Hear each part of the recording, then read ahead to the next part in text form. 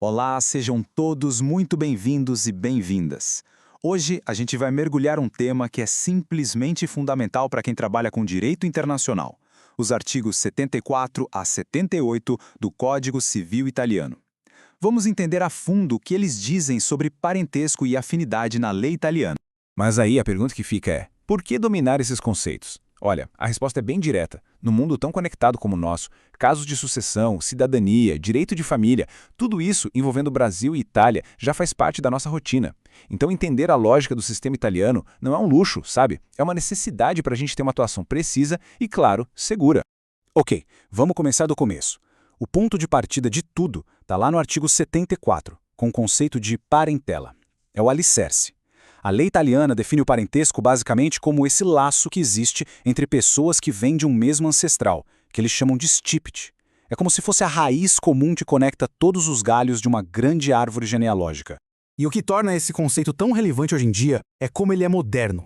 O vínculo de parentesco existe e ponto. Não importa se a filiação aconteceu dentro ou fora do casamento. E mais, ele também vale para os filhos adotivos. A grande virada mesmo veio com a reforma de 2013, que acabou de vez com aquela distinção antiga entre filhos legítimos e naturais. Agora está todo mundo em pé de igualdade. A única exceção importante a se lembrar é que isso não se aplica à adoção de maiores de idade.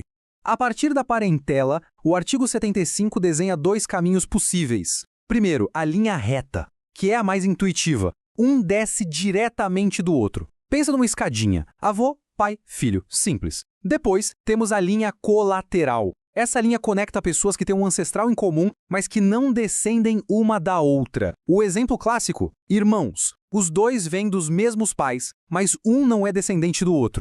E aqui a gente entra num ponto que é bem técnico, mas olha, é absolutamente crucial. Como calcular os graus de parentesco? O artigo 76 explica isso pra gente. Na linha reta é moleza, é só contar gerações. Mas na linha colateral tem uma formulinha. A lei diz que a gente tem que subir de um parente até o ancestral comum e de lá descer até o outro parente. Vamos ver como essa matemática funciona na prática.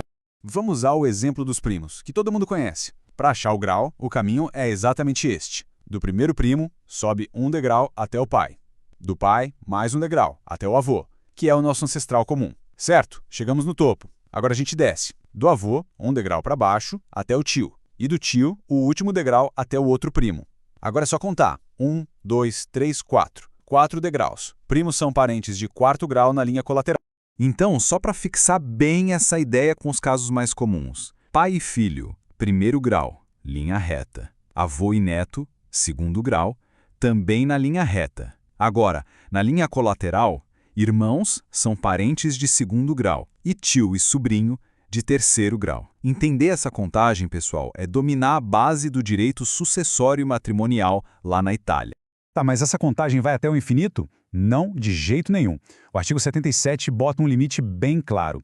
Para a lei italiana, o vínculo de parentesco, na grande maioria das vezes, não tem efeito jurídico nenhum além do sexto grau. Essa é a fronteira. Passou daí, tirando uma ou outra exceção bem específica, a relação de parentesco perde a relevância para a lei. Muito bem. Agora que a gente já entendeu o parentesco de sangue, o Código Civil apresenta um outro conceito que deriva desse, mas é igualmente importante: a afinidade, ou seja, a nossa afinidade. Isso está no artigo 78. Aqui o vínculo não vem do sangue, mas do casamento. É aquela relação jurídica que nasce entre uma pessoa e a família do seu marido ou da sua esposa. E o segredo para entender a afinidade é de uma simplicidade genial. Ela funciona como um espelho do parentesco. A linha e o grau que conectam o seu cônjuge a um parente dele são exatamente a mesma linha e o mesmo grau de afinidade que vão conectar você a essa pessoa. É um espelhamento jurídico perfeito. Vamos ver como isso fica na prática. O pai do seu cônjuge é parente dele em primeiro grau na linha reta, certo? Para você, ele vira o seu sogro, um afim de primeiro grau na linha reta. O irmão do seu cônjuge é parente colateral de segundo grau. Para você, ele é o seu cunhado, um afim colateral de segundo grau. A lógica se repete de forma bem direta e consistente. Mas muita atenção a esses detalhes do artigo 78, porque eles são essenciais para a prática jurídica. Primeiro, a afinidade é um vínculo bem persistente, viu? Ela não acaba com a morte do cônjuge que a criou. Ela só termina se e somente se o casamento for declarado nulo. E agora a regra de ouro que evita muita confusão. Afinidade não gera afinidade. Em outras palavras e de forma bem clara, os seus parentes não têm nenhum vínculo jurídico de afinidade com os parentes do seu cônjuge. Então, para a gente organizar as ideias e fechar o raciocínio, a parentela é o fundamento de tudo, o vínculo de sangue. As linhas e os graus são as ferramentas para medir essa relação, sempre com aquele limite claro no 6º grau.